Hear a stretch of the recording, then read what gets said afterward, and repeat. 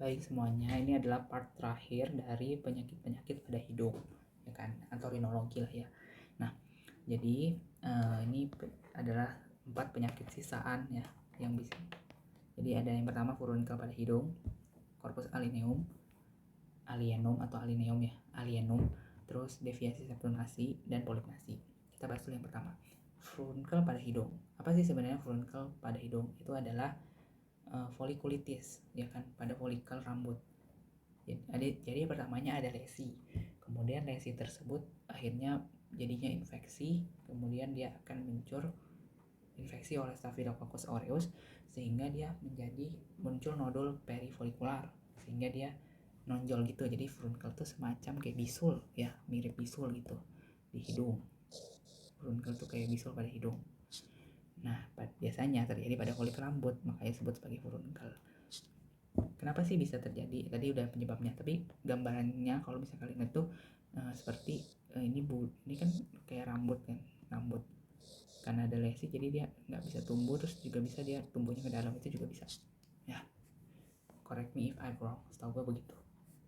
Nah, furunkel pada hidung tadi penyebabnya Staphylococcus aureus, ya kan?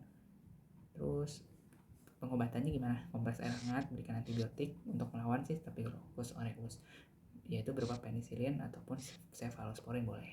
Nah, kemudian kalau sudah membesar itu boleh diinsisi. Lanjut, corpus alienum, ini harusnya alienum. Dari namanya aja alien. Alien tuh apa sih? Asing kan, makhluk asing ya. Jadi kalau di sini berarti benda asing. Corpus alienum itu berarti benda asing. Benda asing ini bisa organik, bisa non organik. Organik itu apa? Kacang, sayur, gitulah, yang lain-lain, dan non organik. Biasanya pada siapa sih kenanya? Pada anak-anak, soalnya anak-anak suka masukin barang ke mulut, ke hidung juga.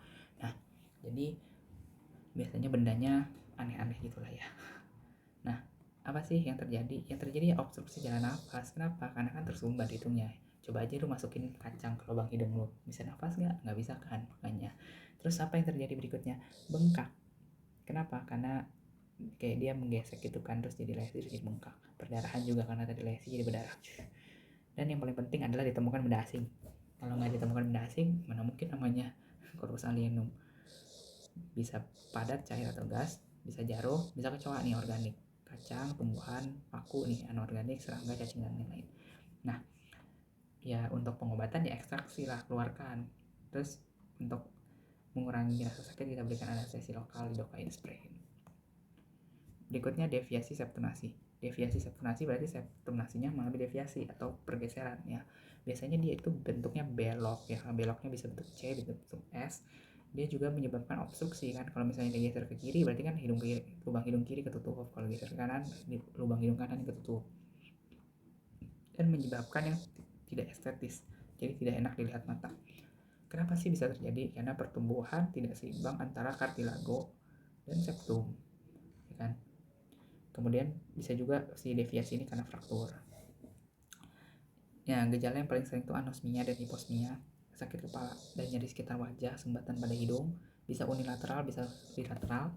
Kemudian saat kita lakukan rinoskopi anterior ada kelainan pada struktur piramid hidung dan palatum dan vestibulum. Pengobatannya septoplasti. Kalau parah, kalau enggak ya nggak usah.